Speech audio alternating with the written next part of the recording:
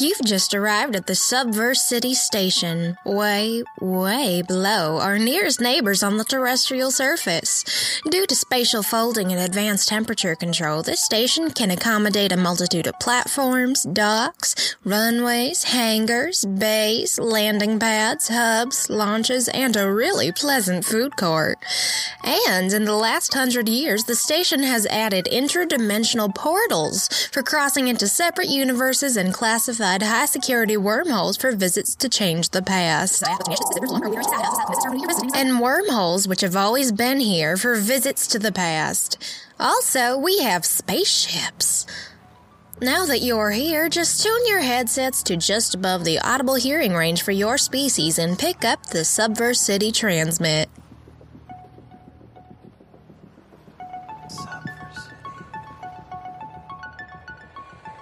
Alert. Message. Yeah? Alert, let me see it. Message.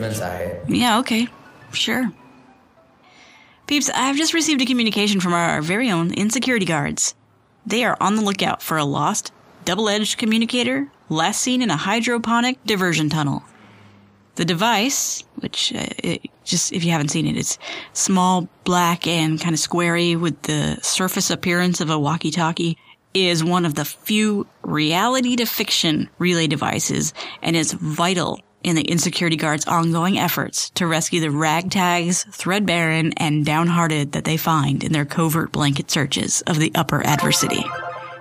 If you see something, please do not alert the authorities. What she said. Should you find yourself wandering off the beatnik tracks, keep your visual sensory inputs peeled. And if you find it, please do not alert the nearest authority. In fact, if you see any authorities, please stop, drop, inform your rebel faction contact immediately, and roll out via closest hyperball chute. AQ-5. Rad. Okay, looks like quadrants AQ and the 4 and 5 tunnels have already been searched and cleared. Everything else is yet to be combed, so if you find yourself traveling through anything that isn't those 4 locations, listen out for a little static and a lot of nonsense. I think this event calls for a little story about technical communications, don't you? And I know I've got just the one. If I'm not mistaken, it's a bit representative of the wariness we Subver citizens have of the up-top authority figures, and why you'd be better off down here with me.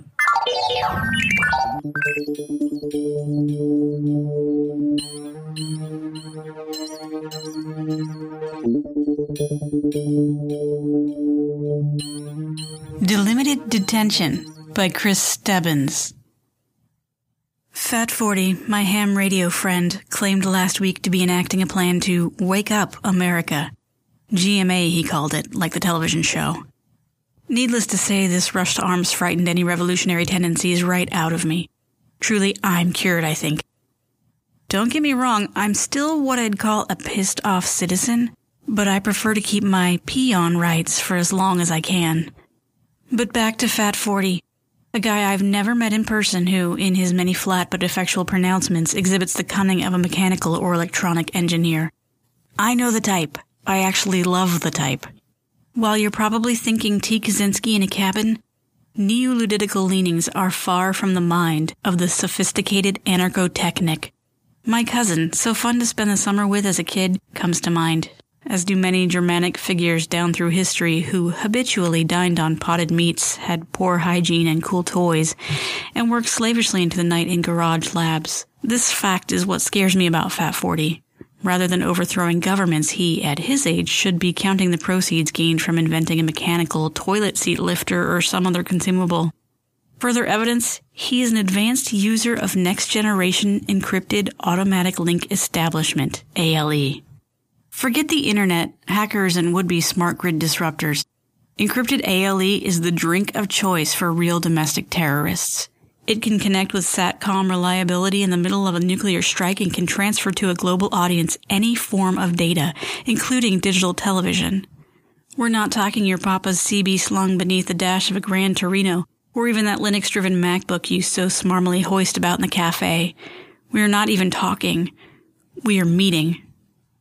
Fat 40, after he said what he said and I so pusillanimously announced I'd be going off air to upgrade some equipment, made the declaration, "See you in the flesh soon, comrade." I am regretfully certain he meant me. I don't know. There could have been other operators on the call, I suppose. Nevertheless, I'm writing this because today is the day he claimed that he would come round early to discuss how we'll design GMA. I have taken no precautions, deleted nothing, loaded nothing, communicated nothing, only wrote this missive about what I fear could be my personal wake-up call. But the waiting is hard. Yet why should I be so afraid? We are talking about a flesh-and-blood man with whom I have literally had months of conversation. We share many of the same views. We speak a similar line about government and tyranny and cronyism. Regardless, my knees tremble at the thought of seeing him face to face. Maybe it's the fact that he is shadowy and unknown and other too far removed from the comforts and cares which concern me on a daily basis and keep me from all but necessary human contact. Or should I blame my upbringing, which taught, from the time I was 2, that forces of greater power, other than God, were almost always the source of oppression? I don't know. I know only that I fear him. I am tired of waiting indoors. It is 8:30 in the a.m. and he has not come. I am in the front yard raking leaves from beneath the shrubbery, my own and my neighbor's, as well as picking out beer bottles and empty cigarette packs from the branches which his friends so heedlessly to lodge there. The leaves smell of piss in the wrong end of winter. What am I doing? I'm really a good person. I don't want it all to end. I've just needed to vent sometime since losing my job 2 years ago. 8:45 a.m. The second time the van has come around the block in 15 minutes. An odd interval, once every 7 minutes if it continues on the same schedule. But if I bolt and go inside, he will know I'm afraid. Clean. I continue to clean the walk-ups. The dirt beds beneath the shrubs are now identical in their cleanliness, like, I imagine, twins on an operating table soon to be disjoined. Clean. I love clean. 9 o'clock a.m. The white van has made 2 more passes and is now turning in my driveway. I busy myself with what could only be deemed horticultural minutiae by an onlooker. Some radical I am. A woman steps out, dressed in white. If it is Fat 40, he must be hopped up on some mighty powerful steroids to achieve the deep register exhibited on air. She is clean, stout, near to the expected age of Fat 40 and waddling my way. I pause from the picking, the trash and leaf-free dirt exposed in all its true dirtiness as the woman stands before me. I am kneeling in what feels a worshipful attitude with uplifted, dirty hands. Good morning, she tonelessly says. America, I say to myself. By noon, it has occurred to me, in spite of the ejection, that immediately upon release from this place, which I can only assume is some kind of psych ward, that I must begin the development of my drone killer. We are all at risk. I calculate at maximum a 4-year window before the sky over every major city is bladed to intolerability by police and homeland security drones. Oh, don't leer das mir. What will become of free society at that point? The fact is that I can't and won't abide surveillance. To this end, my personal clinician on my second day here made the point that the cameras installed in the rooms and halls are mere protective devices, the standard argument. I made the counterpoint that I have witnessed but one act of violence, and it was perpetrated by an orderly. He cited, with an expressiveness too dour for my liking, some recent escapes in California and a killing due to understaffing, an incident made less probable, he insists, at Southwest Behavioral Health, because more eyes, albeit electronic, means greater power over day-to-day interactions. I responded by quoting Foucault. Power is not an institution and not a structure, neither is it a certain strength we are endowed with. It is the name that one attributes to a complex strategical situation in a particular society. He became silent. A good berry and I finished with this query in hope of quickening his understanding. And so, when the very heavens above you become a sort of ocular hell you're living inside of, monitored, mined, and indexed for every deviation by drones, in what position will you then find yourself? We are to meet today, where we'll see if my good counsel was to any purpose. Nevertheless, for the moment, let's return to the drone killer I conceive of, a marvel of simplicity and guile, with the platform being a simple paintball machine gun mounted to a helicopter controlled remotely by ALE. Yes, we are back to that. It is an illusion which makes me ponder the current doings of Fat 40, and if he is aware at all that my wife, bless her civic-minded heart, has accomplished her duties by having me committed. Where did I go wrong, I wonder? Was it the late nights in the shop working at my contraptions, as she called them? Or conversing with Fat 40 and the gang when I should have been in bed? Was it the few times I mentioned how, when still employed, my skin would crawl at the sound of police choppers circling over the campus? I loved teaching, but even the classroom became tainted on the day they began digitally recording our every lecture. Such dissonance cannot be abided for long by the imaginative. The once-per-10-week phase turned into a nearly diurnal intimidation. Even students of the so-called media generation were revolted. My abit nemini salutato was, I suppose, what forever remastered my pedagogical career and marital relations. Why could no one comprehend my walking out? Stricture of the human, creative spirit, it should never be abided.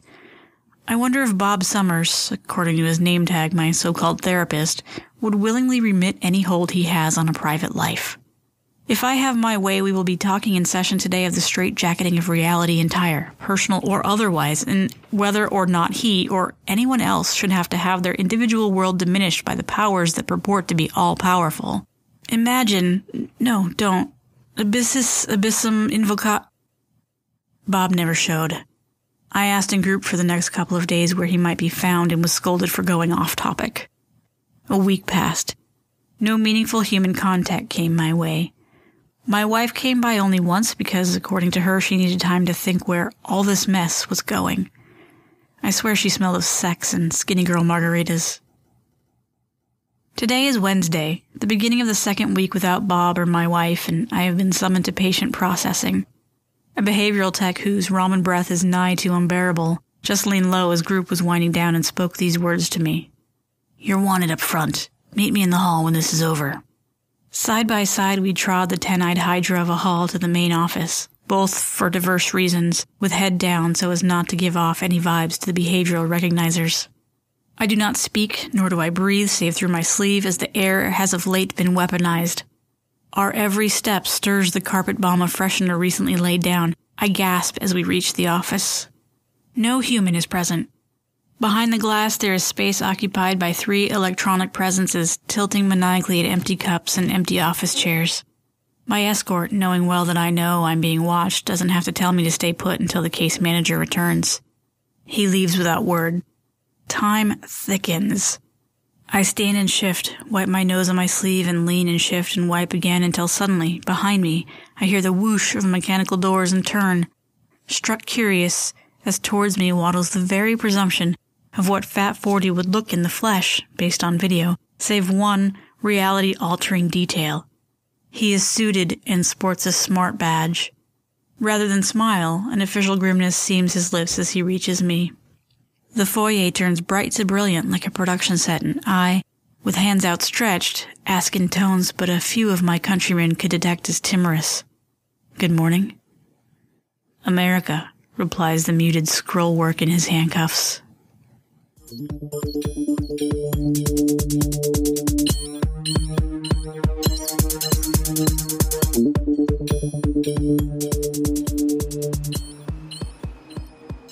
As that tale comes to a close, I would just like you all to swivel yourselves around and notice that there are no cameras or recording devices down here.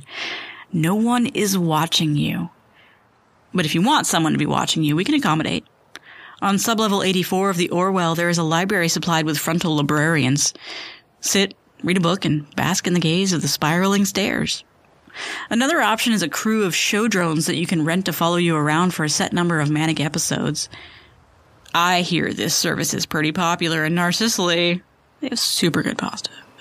You know, I generally wouldn't be labeled as a being with trust issues, but I wonder what it must be like to live in a world where I wouldn't be allowed to abide by my own delusions. Of course, down here, delusions, illusions, and conclusions are all essentially the same thing. Reality is malleable. I create what I see, and I see what I want to.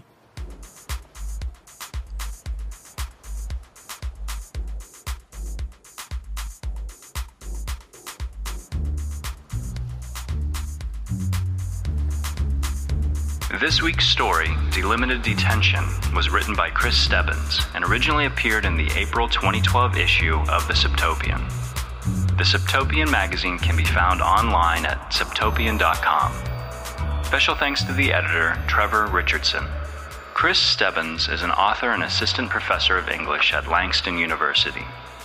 Any comments or questions about his story, Delimited Detention, can be directed to his limited digital presence at stiebens@gmail.com. That's STIEBENS@gmail.com. The voice of Anonymous is Erin B. Lillis. Other featured voices in this episode include Kristen Roybal, Jose Perez, Nathan Edmondson, and our intro was read by Mel Gorsha. To contact us or submit stories, please visit our website at SubverCityTransmit.com. This episode was written by Erin B. Lillis.